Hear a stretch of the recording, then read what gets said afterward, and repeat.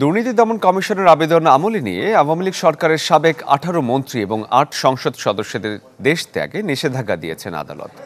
দুদকের আলাদা দুটি আবেদনের প্রেক্ষিতে ঢাকা মেট্রোপলিটন সিনিয়র স্পেশাল জজ মোহাম্মদ আশামস জগরুল হোসেনের আদালত এই আদেশ দেন। এদিন দুদকের উপপরিচালক মোহাম্মদ জাহাঙ্গীর আলম সাবেক 10 মন্ত্রী এবং 3 সংসদ সদস্যের দেশ ত্যাগে নিষেধাজ্ঞা চেয়ে আবেদন করেন। এ সময় দুদকের পাবলিক প্রসিকিউটর মীর আহমদ আলী সালাম শুনানি করেন। শুনানি শেষে আদালত এই আদেশ দেন।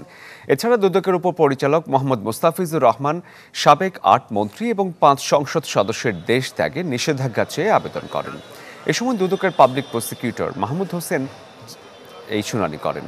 শুনানি শেষে আদালত এই আদেশ দেন। বিশ্বমানের থার্মিক্স রড, সালাম স্টিল থার্মিক্স, দেশের একমাত্র থার্মিক্স রড।